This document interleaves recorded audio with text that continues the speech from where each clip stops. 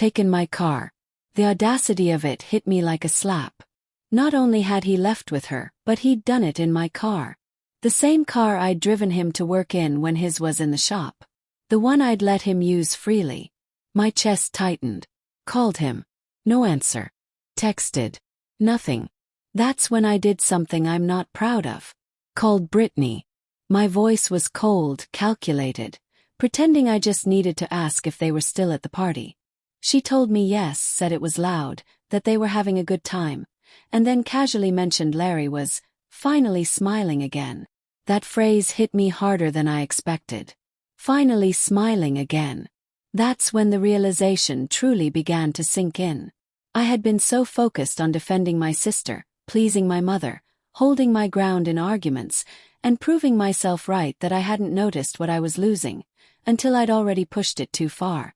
Fueled by rage and fear, I showed up at the party uninvited. The room buzzed with chatter and music, but the moment I walked in, heads turned. I scanned the crowd and spotted them, Larry and Brittany, standing near the bar mid-laugh. He had that easy, unguarded smile I hadn't seen in weeks, maybe months. I marched over, fire in my chest, and blurted out something harsh.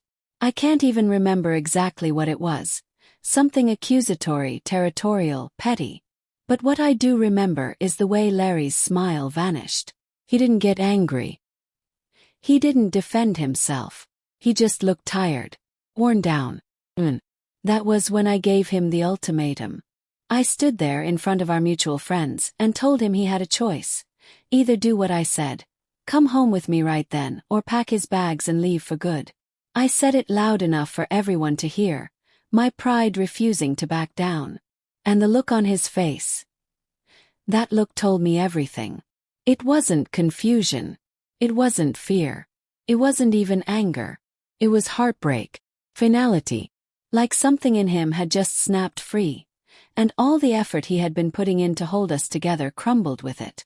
That night he didn't come home. He didn't call. He didn't text. I lay in bed staring at the ceiling, realizing I had lost him. Not in that moment but long before. That night was just the confirmation. He had been holding on, trying, suffering silently. And I had mistaken that quiet effort for weakness. For submission.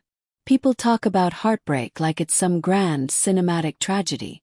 But the real kind, the kind you cause with your own words and choices, is far worse. It's silent.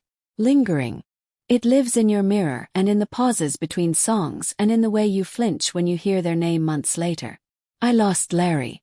And it was my fault. This story isn't just about the night he left, or the fights we had. It's about all the small moments I let slip away. The way I stopped seeing him as someone I loved and started treating him like someone I needed to win against. I didn't realize what I had until it was gone, and now I'm left living in that absence. Not realizing what you have until it's gone isn't just a cliché. It's a curse. And I'm living proof.